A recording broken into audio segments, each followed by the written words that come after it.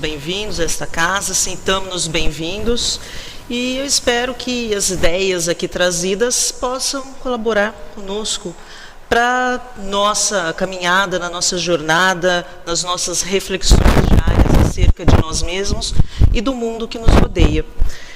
Então, quando eu pensei nessa proposição, eu pensei como título dar-lhe o nome Amar o Inimigo Vale a Pena. E então, em função disso, nós vamos indo e trilhando essa proposta ao longo desse período que estamos aqui.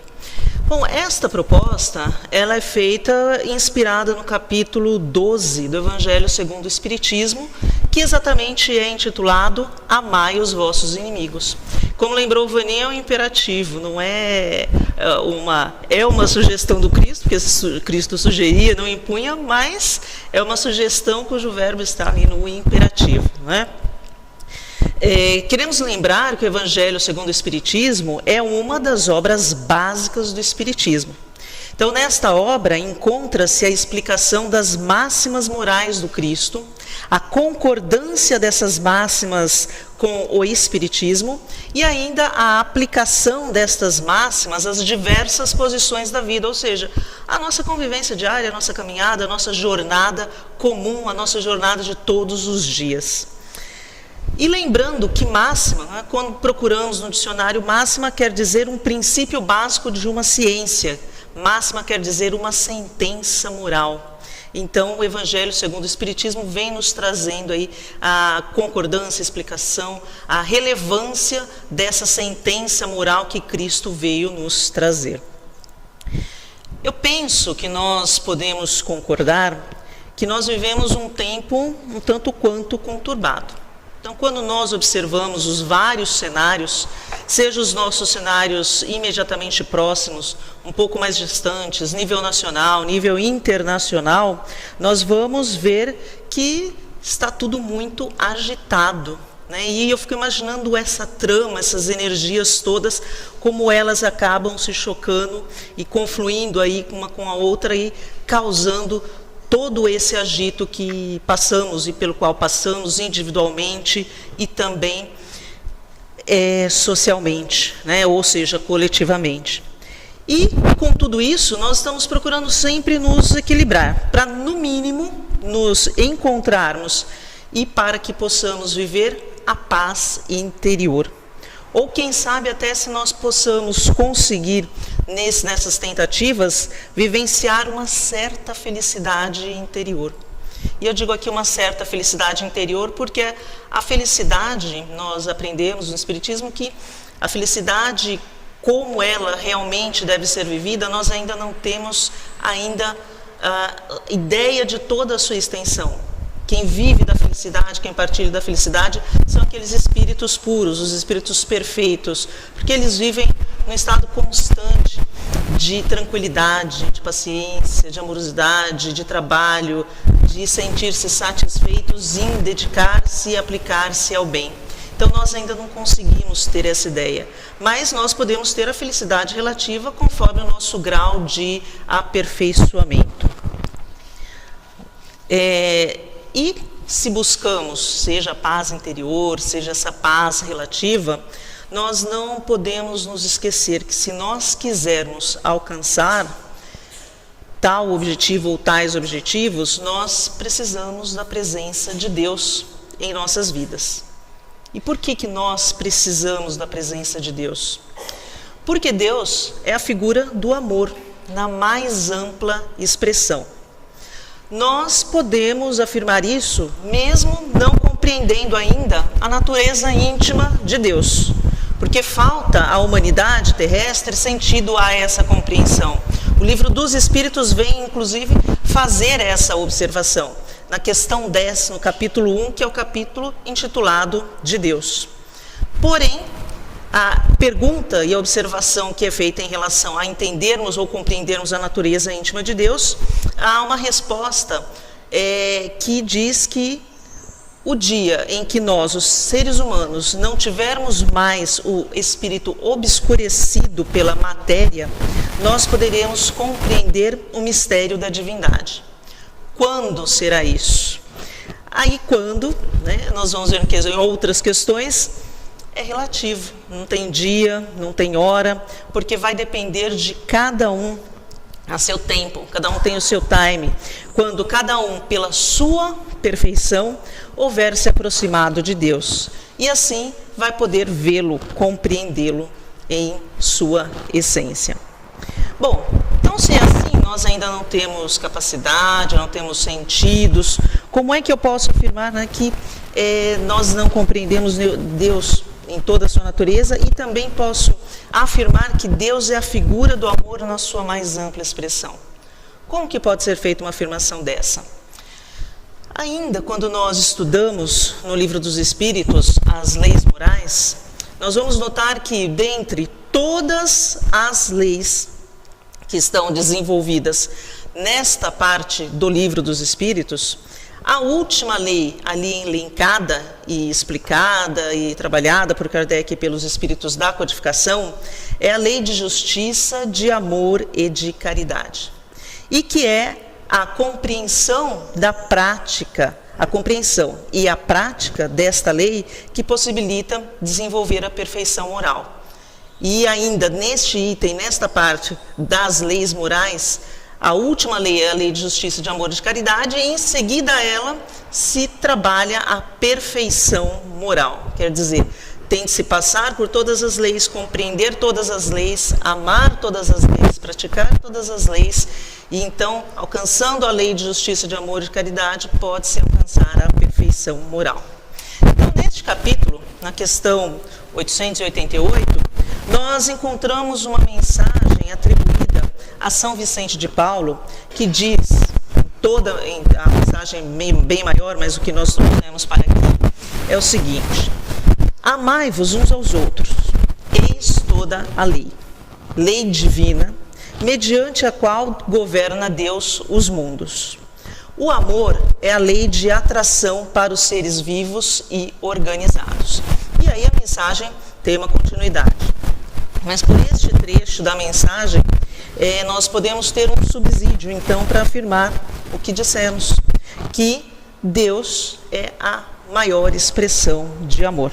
Também há inúmeros outros exemplos, cada um que observa a natureza, a riqueza da natureza, os detalhes de todos os seres vivos, a perfeição em que são criados, toda a beleza que existe no universo, vai entender que Deus, por seu amor, criou as criaturas. Ou se nós pensarmos que Deus nos dá várias oportunidades para poder vê-lo, compreendê-lo, alcançá-lo através da nossa jornada, que não tem fim, uma jornada que não tem data e nem hora, que depende de cada um de nós, mas que as oportunidades nos são facultadas nessa jornada. Então nós vamos entender que é amor, porque ele é soberanamente justo, soberanamente bom. E só então um ser que é a mais alta expressão do amor pode ser soberanamente justo e bom, pelo menos no nosso entendimento. Então é por isso que quando nós pensamos em Deus em nossas vidas, nós temos que considerar também o amor nas nossas vidas. O amor não pode estar distante de nossas vidas. E apesar de nós recebermos este ensinamento do amor nas nossas vidas, na Boa Nova, anunciada por Cristo, nós nos encontramos tão profundamente envolvidos e atraídos pelas coisas do mundo e pelos valores transitórios, que nós acabamos por deixar um espaço muito pequeno, quando nós deixamos esse espaço ainda para o amor em nossas vidas. E mais, em uma consideração ainda, se Deus é amor, será que quando nós nos afastamos do amor, ou quando nós excluímos o amor das nossas vidas, nós não estamos nos afastando de Deus?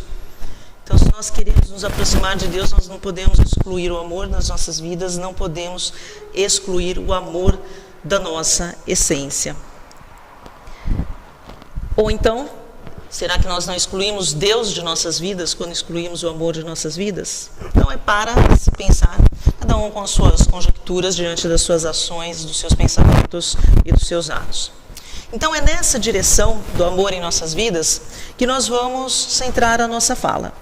e direcionar para um amor que é particularmente difícil de compreender e, quem sabe, até mesmo de praticar.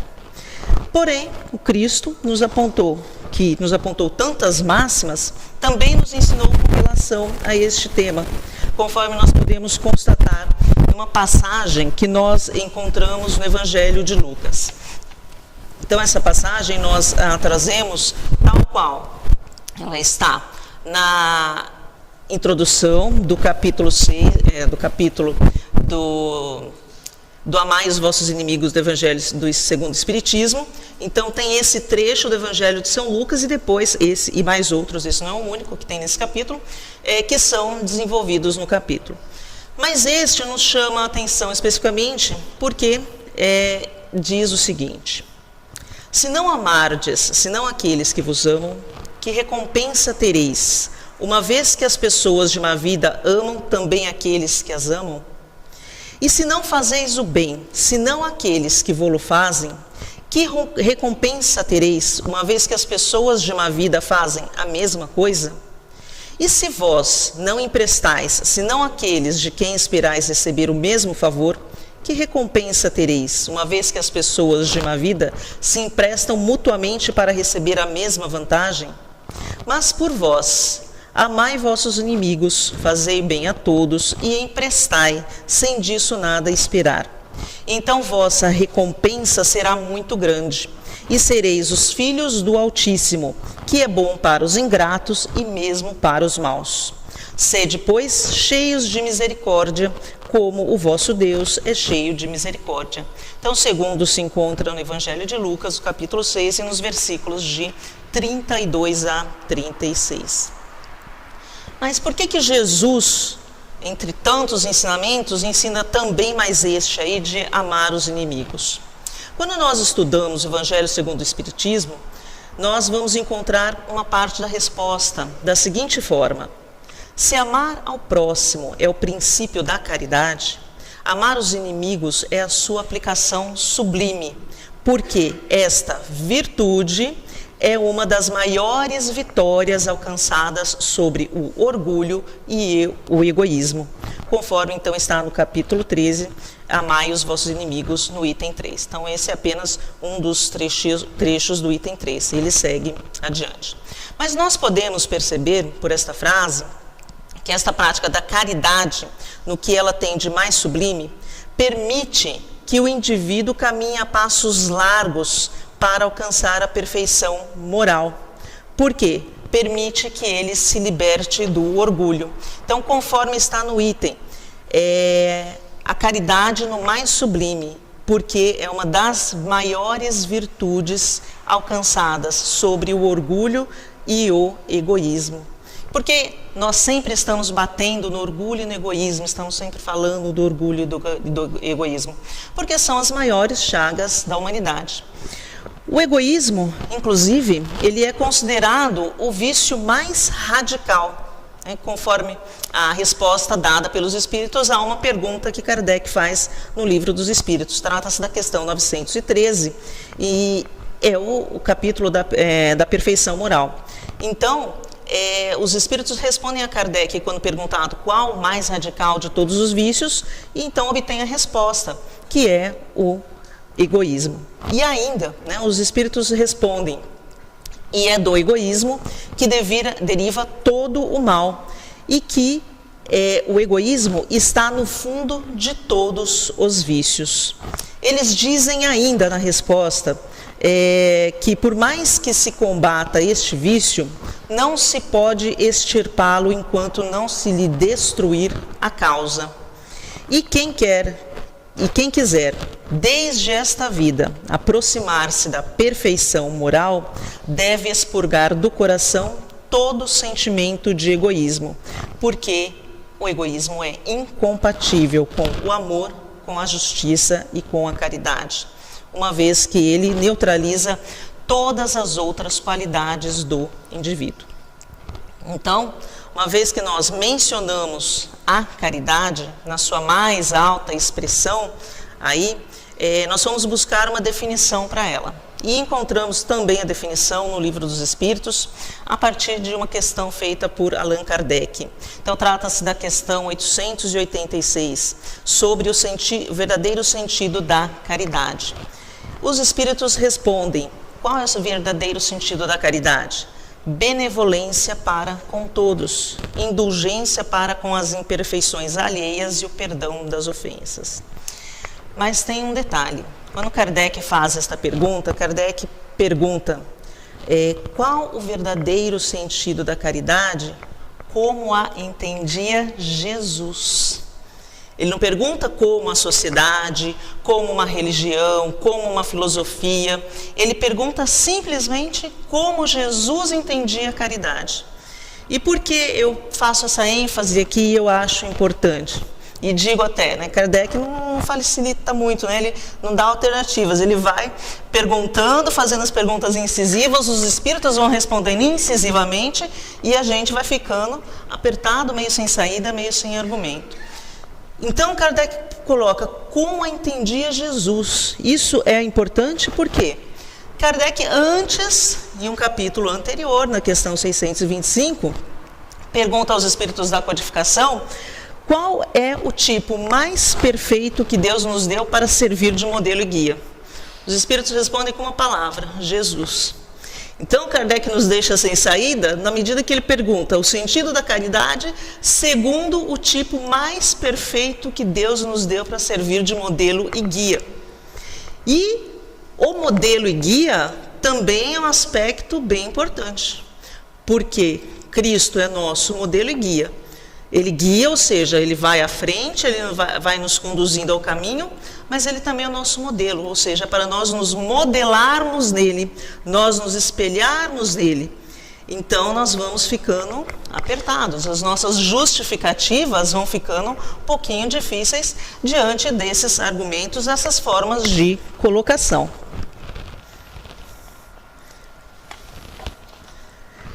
E se falamos então na perfeição, falamos na alcançar a perfeição que nos é possível, falamos do modelo e guia que nos é o tipo mais perfeito, nós precisamos para isso desenvolver as virtudes.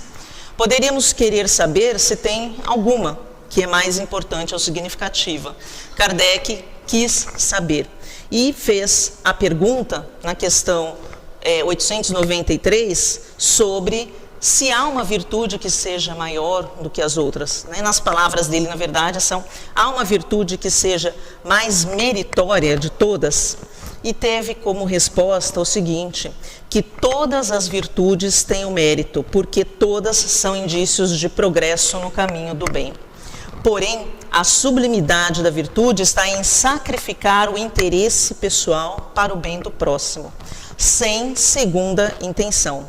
A virtude mais meritória baseia-se na caridade mais desinteressada. Então aqui é um resumo da resposta. Há mais algum conteúdo nessa resposta, mas do que nós entendemos aqui para hoje, nós trouxemos essa parte da resposta. E com essa resposta dada pelos espíritos da codificação Allan Kardec, nós vemos a concordância com os versículos de 32 a 36 do Evangelho de Lucas sobre o que Cristo aconselha a fazer em relação a fazer para o outro sem esperar retorno, sem esperar retribuição. Então, os espíritos também vêm dizendo isso em relação à sublimidade ou a caridade mais meritória. Então, dessa forma, nós podemos perceber também que o círculo vai se fechando, como eu mencionei antes, em relação a este amor. Amor a quem? Amor a este inimigo, ou a estes inimigos. O que nos soa bem estranho, né? Então, naturalmente vai soar bem estranho. Kardec também achou que soava bem estranho, porque fez uma pergunta na questão 887, da seguinte forma: Jesus ensinou, amai aos vossos inimigos. Aí Kardec pergunta, não é contrário às tendências naturais, sendo a inimizade proveniente da falta de simpatia, este amar os seus inimigos? E recebe a resposta da seguinte forma,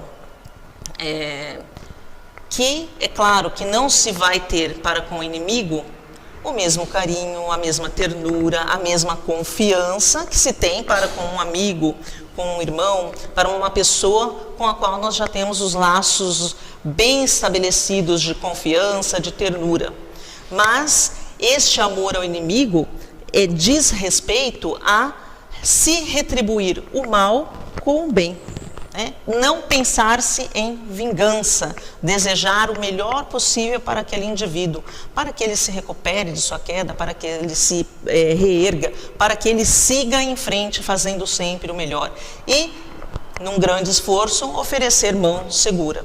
É claro que não se vai beijar, abraçar, como se beija um amigo, um irmão, um amigo, uma pessoa próxima, não se vai fazer isso com o inimigo, porque até não é natural, segundo as leis de atração e repulsão. Então, naturalmente sente-se uma repulsão por aquela pessoa devido à natureza dos fluidos, pelos pensamentos emanados de cada um dos envolvidos na situação e que esta emanação de pensamentos fica impregnada nos fluidos, inclusive no perispírito. Então, torna-se difícil essa confiança, mas ela pode ser superada com estes gestos de perdão sem esperar nada mais em troca e desejar que o outro possa ter o melhor possível para seguir o seu caminho.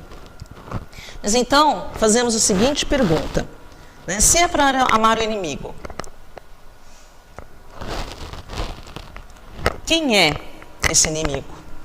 Será que esse inimigo é só a pessoa declaradamente hostil e agressiva? Que fica bem fácil, nós encontrarmos, acharmos aquele que é declaradamente inimigo pela sua hostilidade. Se nós levarmos em conta que o inimigo é aquele que é contrário, aquele que sabota, é aquele que é antagônico, nós poderíamos pensar uma coisa: quantas pessoas não são contrárias a si mesmas? Será que elas não seriam as suas próprias inimigas? Pessoas que não têm amor a si próprias, não são afeiçoadas nem favoráveis a si mesmas para as realizações positivas que poderiam reverter o seu quadro de dor e sofrimento. Inclusive, não é incomum, pelo contrário, é bastante comum nós vermos pessoas que por erros passados, tanto desta existência quanto de outras e que estão ali impregnados, elas vivem se sabotando. Então elas começam a se reerguer, começam a encontrar uma oportunidade na vida, angariam a confiança das pessoas, daqui a pouco perdem a cabeça, cometem um desatino e aí descamba de novo, para ter que se erguer novamente. Então, assistindo uma palestra, inclusive de um psicólogo, um dia nós achamos bem interessante a colocação dele. Essas pessoas que se sabotam, elas não se perdoam, elas carregam a culpa. E a culpa é um elemento, é um aspecto terrível para a recuperação do indivíduo em todos os aspectos, porque ele vive se sabotando e assim não consegue se livrar do seu quadro de dor e sofrimento, que a cada queda acaba ampliando mais, Então, estas pessoas, elas preferem castigar-se, martirizam-se, culpam-se, ao invés de perdoar-se. E é claro, perdoar-se, mas realizar esforços para a autorrenovação é importante, para que possam reparar os erros cometidos, praticando o amor. Porque, como nos ensinou o apóstolo, o amor cobre uma multidão de pecados. Se a pessoa não se ama, e aí vem um outro detalhe, como é que ela vai seguir o mandamento do Cristo, amar o próximo como a ti mesmo? Ela não ama ela mesma, então ela não tem condição de amar o outro. Se é amar ao próximo como a si mesmo, se ela se desama, ela só vai desamar o outro, ela só vai ofender o outro, vai tratar mal o outro.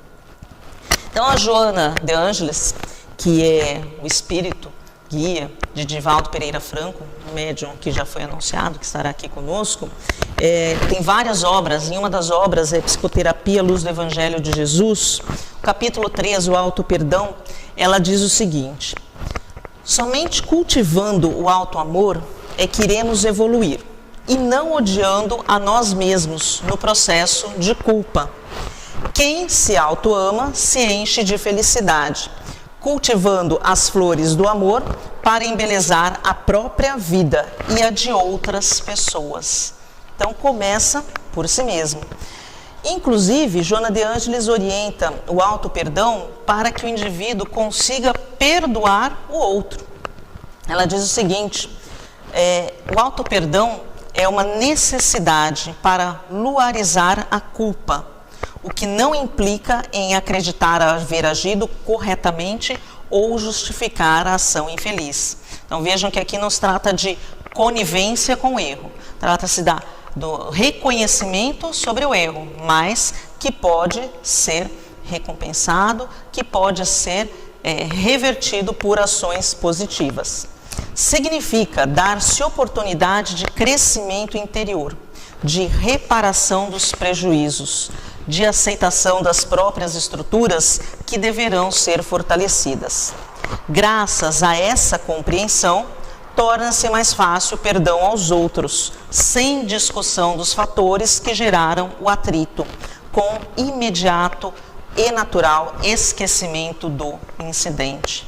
Então, nós vemos aqui que a mentora de Divaldo Pereira Franco mostra o caminho para que o indivíduo consiga mais facilmente esquecer o erro que lhe ofendeu e que lhe tornou injuriado com o outro. Mas, primeiramente, deve-se levar em conta o que atinge a si mesmo.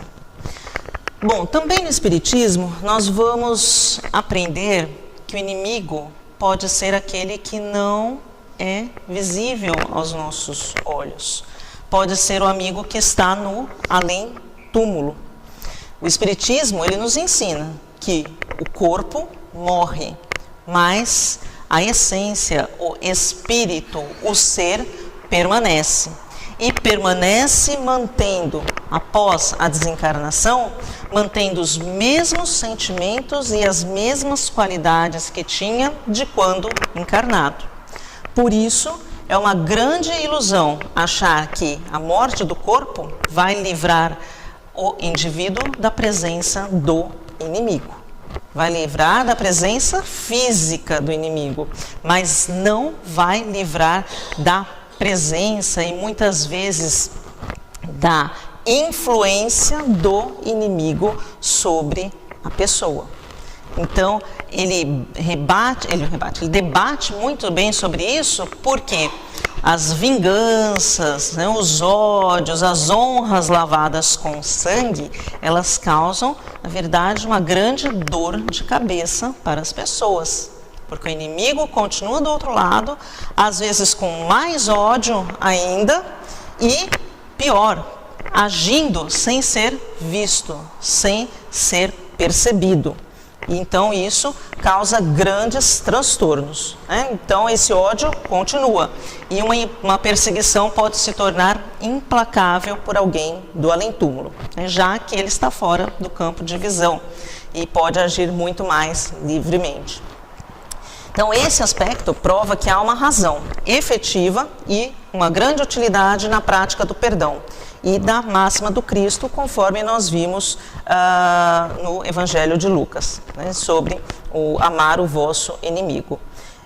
Até a gente acha interessante, Joana de Ângeles fala no auto-perdão, libertar-se da culpa, e essa libertação da culpa ela é muito importante, porque estes inimigos desencarnados, e que não necessariamente são inimigos dessa existência, podem ser inimigos de outras existências, eles se aproveitam da culpa, do remorso, para agir e para influenciar aquele que eles têm como inimigos. Então, essa culpa e esse remorso, que não são nada produtivos, promovem brechas para que eles possam ali causar influências. Muitas vezes influindo os indivíduos com sentimentos de depressão, com sentimentos que podem levar à loucura, sentimentos que podem culminar em crimes, sentimentos que podem levar às vezes ao suicídio.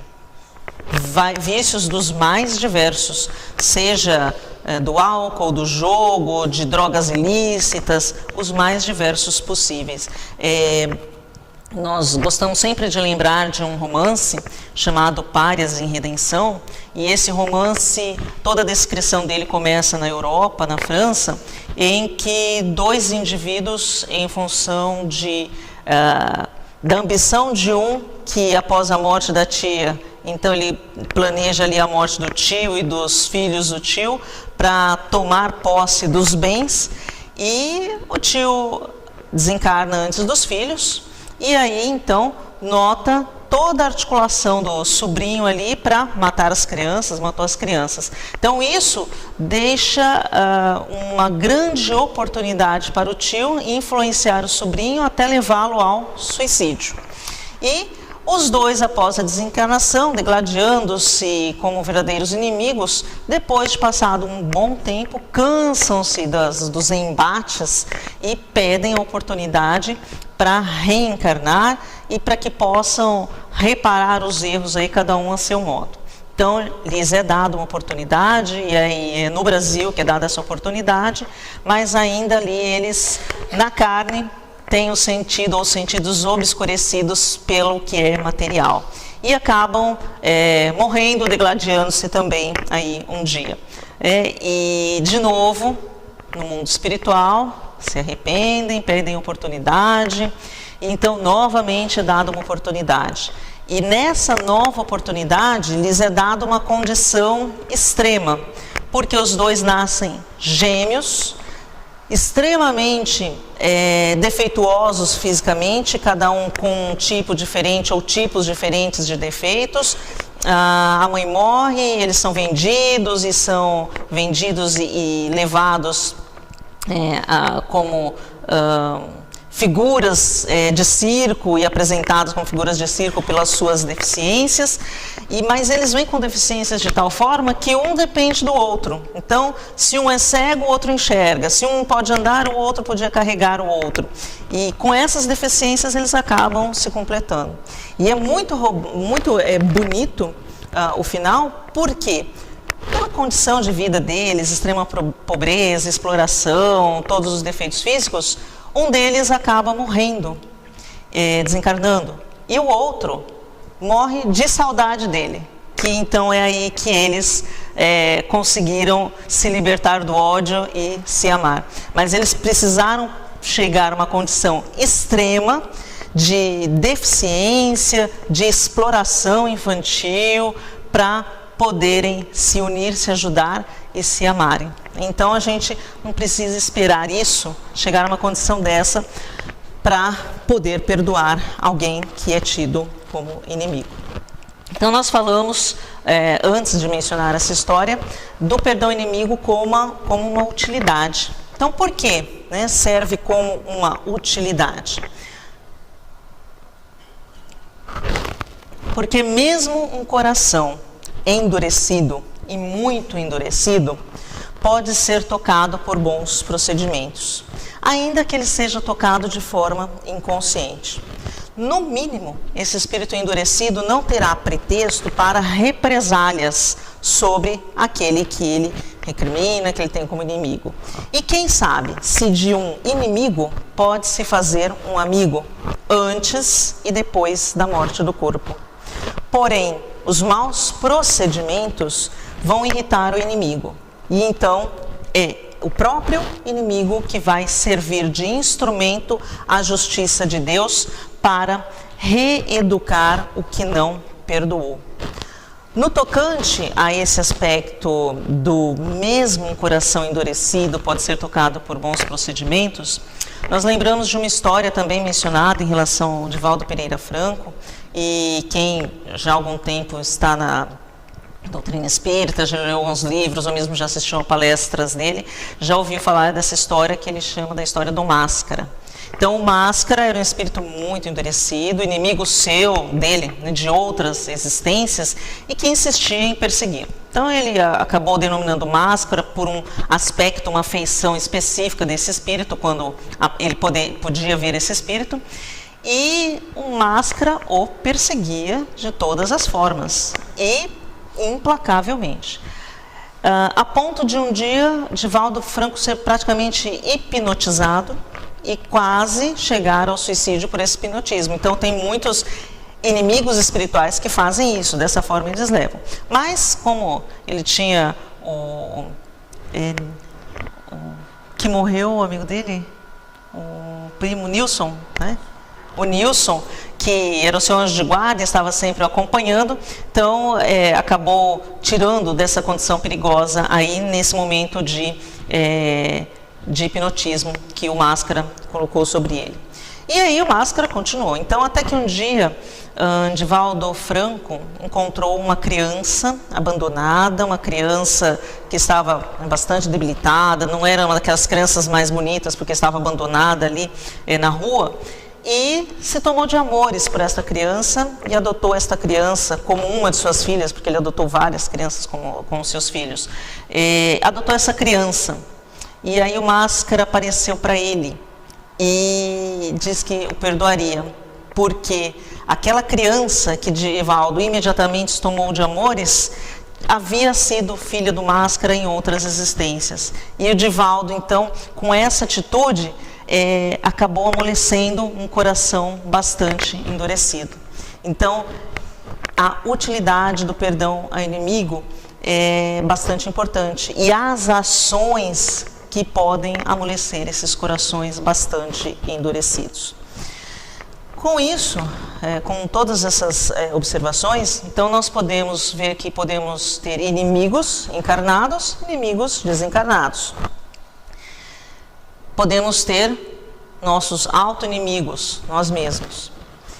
Os desencarnados podem manifestar a raiva, o ódio, o rancor pelas obsessões e pelas subjugações, das quais tantas pessoas são alvo, e que não deixam de ser uma variedade de provas da vida.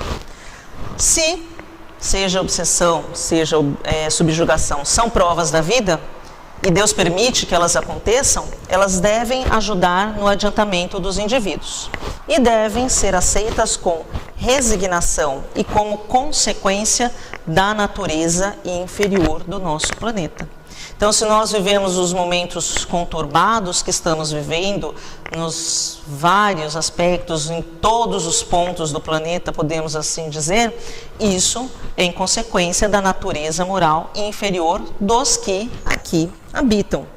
Não quer dizer que sejamos todos nós aqui ruins, cometamos assassinatos, enganemos as pessoas, mas nós ainda não temos a perfeição que podemos alcançar. Então nós estamos no meio que podemos viver e sofremos as consequências desse meio pela natureza dos que aqui estão no geral. Porque se não houvessem seres humanos maus, não haveriam espíritos maus ao redor da Terra. Então nós às vezes atribuímos a influência, algumas pessoas atribuem a influência dos espíritos sobre determinada circunstância, sobre determinada ação, sobre determinado indivíduo. Eles influenciam, mas quem toma a decisão final de determinado ato, exceto ali na subjugação, quem toma a decisão é a própria pessoa. Ela pode ser fortemente influenciada, mas ela pode se negar a fazer determinada ação sob essa influência. Então, Joana de Ângeles diz o seguinte: os inimigos desencarnados vinculam-se aos encarnados atraídos pelas afinidades morais, pelos sentimentos de mesmo teor, pelas condutas extravagantes que se permitem, conforme se encontra no livro Autoiluminação.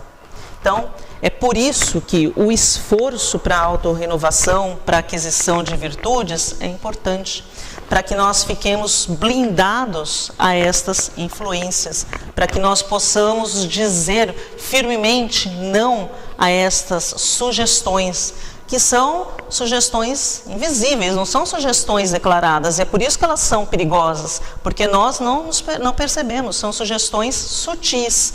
Por isso, o orar, o vigiar, o cuidar com os nossos pensamentos, com as nossas atitudes, para que estas vinculações não nos atinjam e não nos influenciem, não nos levem a perder tantos esforços que temos feito, né?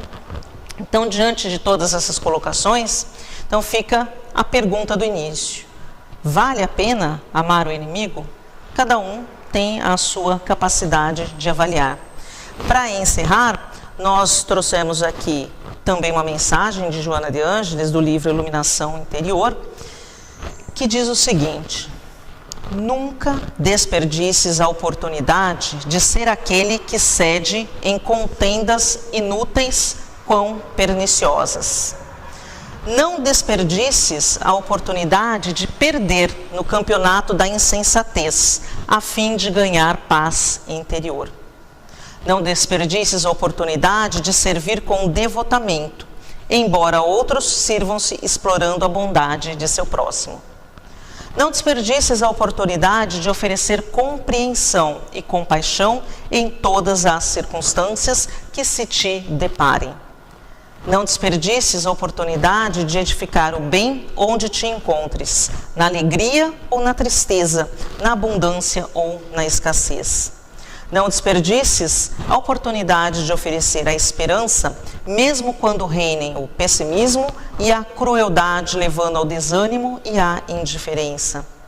Não desperdices a oportunidade de ser aquele que ama, apesar das circunstâncias perversas. De silenciar o mal, a fim de referir-se àquilo que contribua em favor da fraternidade. Não desperdices a oportunidade de perdoar, mesmo aquilo e aquele que aparentemente não mereçam perdão. De ensinar corretamente, embora predomine a prepotência, e por essa razão mesma, nunca te canses de confiar em Deus, seja qual for a situação em que te encontres.